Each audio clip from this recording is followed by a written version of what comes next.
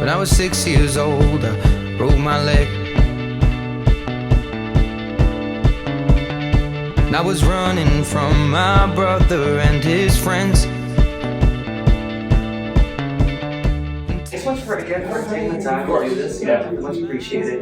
Sit down and talk. And, it's definitely one of those things where, in terms of like the brand kind of growing and everything, definitely want to get more engaged with teams like here in Norwich, and especially once the season starts, it'd be great to kind of tour around more and actually come to the games and all that stuff too. Great. So again, thank you. It's definitely great being here. Yeah, definitely. Definitely great meeting you. So the way I usually like to start these off is kind of asking like a fun question. So if you could choose your favorite home cooked meal, what would it be? Wow, that's a tough one because my wife is such a good cook. Even better. Man.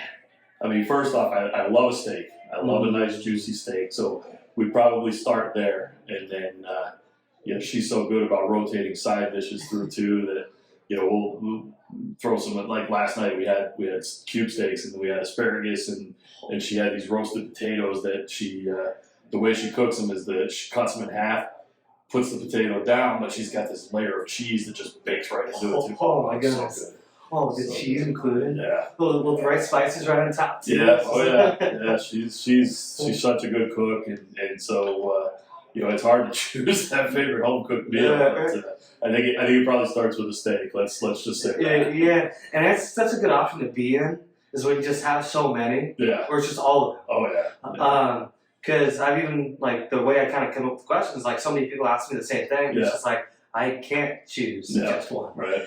And so when it comes to like the team in baseball, how important is like the area around us, in terms of the community? It's obviously vitally important, right? I mean, that's first off, at the biggest levels, Major League Baseball, for example, the Boston Red Sox, they represent the whole region of New England, right? Whereas when you get into minor league baseball, and obviously, us no longer being affiliated but part of college summer league, it's more that community, right? And so, just in Connecticut alone, we've got obviously the Hartford Yard Goats are a Double-A team, and they kind of take up that whole western and central Connecticut kind of thing. And now here we are as the Norwich Sea Unicorns, and so southeastern Connecticut and specifically the Norwich area are vitally important. We love the community, we love being involved in the community. Just this morning, we had Norwich Little League out here on the field for their opening day ceremonies, and we've done that every year for at least a decade now. And so it's been a lot of fun to get involved in the community and watch the community come together to support us as well. Yeah, for sure. And that's awesome to hear too, especially with the Little League. Yeah, it's great. It's such a fun time. Yeah, I'm sure the kids were loving every second of it too. Definitely. And so, speaking kind of more along the lines of the community, especially when it comes towards like game day, once fans come right for that main gate, what does the day look like in terms of just the fan experience? Yeah, so the fans get to come in about an hour before game time. So the teams have just finished batting practice, and we're obviously re-prepping the field for the game. But we'll have music playing, and we'll have the concession stands open. So you smell that food as it's cooking, and you know that the beer and the soft drinks are ready to go. And they come in and they know they're going to have a good time. We even though we're not minor league affiliated anymore, we still continue to run it as if we're part of that minor league. So you get those in-game promotions, so those funny games on the field, and get the kids out there and just enjoy themselves. And we'll have a lot of little things going on and different entertainment. And so we pride ourselves on providing that family affordable entertainment for the community, and that's what people know they're going to get when they come here. But yeah, sure. And I've always got to ask, because I know I've done some stuff with minor league teams around along the East Coast, and I've always got to ask, tar pulls. I'm getting too old for that. Let's just say that. No, it's always an interesting dynamic, right? At the minor league level, you're just grabbing anybody you can. Sometimes it's even got to be fans out of the stands, right? But we have to pull it quite a bit, obviously, although this past summer, not so much. It's interesting. Our old groundskeeper used to keep track of how many tarp pulls we had in a given year. And I know there were times that it was well into the 30s and other years where it was maybe a little less than 20. But last year was so unique because it was so dry that, we hosted the Northeast Conference tournament right before our season. And we had the tarp on the field, I think, 3 of those days. And then we had maybe game 2 or 3 of our regular season. We had about a 40-minute rain delay with the tarp on the field. After that, we didn't touch the tarp. The tarp did not move again after that because we just didn't get any rain last year. It was so dry and so maybe for good in some ways, but obviously it meant using a lot more water to irrigate the field and stuff too. Right. So. And for some of those teams I worked for, the leaders of it, like the GM, the president, everybody, they always said extra pairs of socks, extra pairs of shoes. So, especially with that clay too. Everybody that I hire, and I just hired 2 young guys to start in the front office here this year, and I've already told them, even though right now we don't use the tarp for high school games, I've told them now, start bringing extra clothes with you. Bring stuff with you that you don't mind getting dirty. Bring some ratty shoes that you don't mind getting wet because you just never know what you're going to end up having to help with. Right, and that's the great thing about the sport. It's just changing all the time. Yeah, exactly. Because even folks that I talk to, just as fans, they're always like, oh, it's such a simple sport. It's such a simple game. And it's like, there's a lot more that goes into it behind the scenes that for sure. Not a lot of folks just understand. Yeah. And I think that's what makes it so fun, especially like on our end. Yeah. Really getting into the nitty-gritty details of it.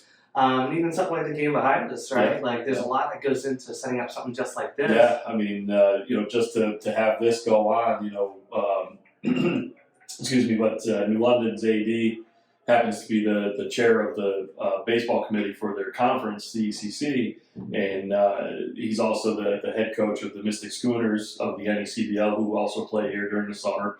So we've gotten to know each other pretty well over the last couple of years, and after losing the Northeast Conference tournament for this coming season, I had reached out to him and I said, hey, let's get the ECC tournament back here, and then while we're at it, let's get a nice regular season Saturday where we can get a bunch of games. Well, didn't quite work out as well as we had hoped in terms of the number of games for today, but at the same time, I was here at 7 a.m. this morning to prep the field before the Norwich Little League ceremony, and then right after that ceremony, I jumped out there and I watered the infield so that these guys can start playing. And another prime example of that nitty-gritty and behind-the-scenes stuff, people ask me all the time, what do you do during the winter? Like, are you guys even there? I'm like, I'm still working 50 hours a week during the winter. It's just not the 100-hour weeks during the summer that I get. So, people just don't understand, what really goes on behind the scenes. And, so I try to explain it to them, and they're just like, wow, that's just a lot.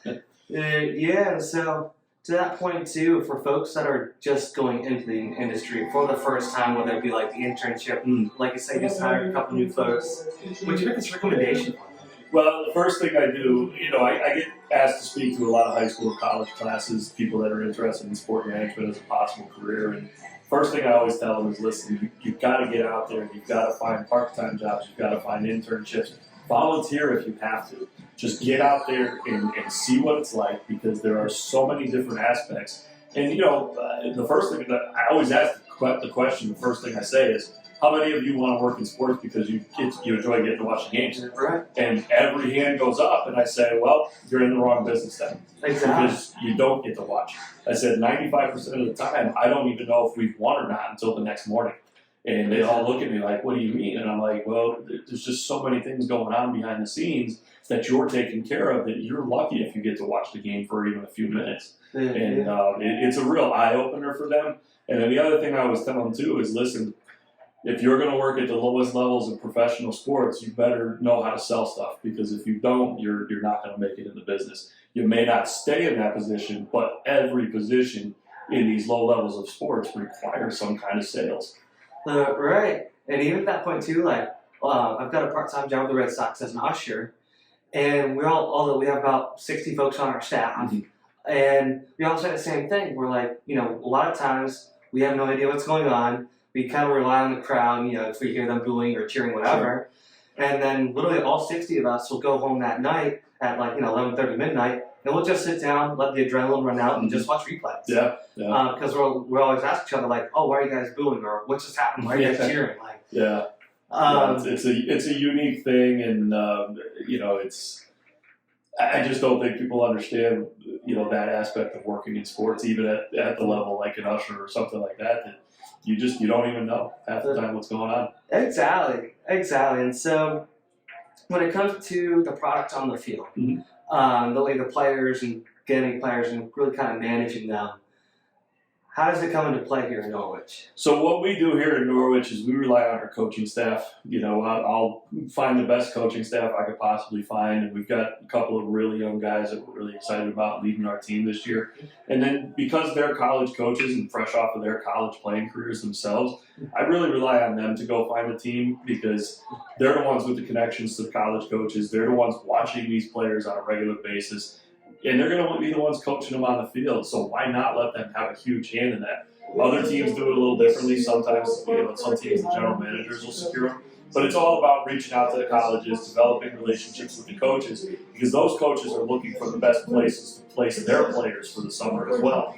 And in our league, we're in a bit of a unique situation where we play 64 regular season games as opposed to like Cape Cod or the NECBL, who play 44. So what we're seeing a lot is that we're getting those guys that maybe didn't get as many innings or at bats during the spring, who are coming to us to get those extra reps and be ready for the next fall. And maybe some of the guys who did get a lot of reps in the spring, maybe they don't come here, or they do come here but for a shorter time, just to be able to get some work in but not tire themselves out. Yeah, for sure. And it's always going to be interesting, especially in your case, seeing these guys come in and really evolving over the summer.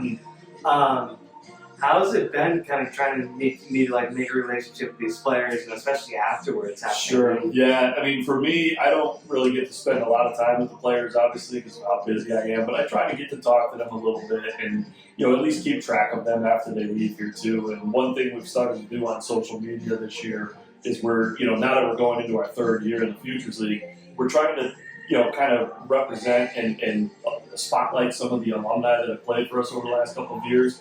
For instance, we just had Dougie Delacruz, who was with us last summer, who's finishing up his career at Mitchell College and having an amazing senior year. So we spotlighted him the other day and put his current stats out there, and and it's been fun to do that and watch these guys continue to develop. Another example too, our league is unique because we're one of the few leagues across the country who allows a high school graduate who's enrolled in a 4-year college to come and play in our league as well.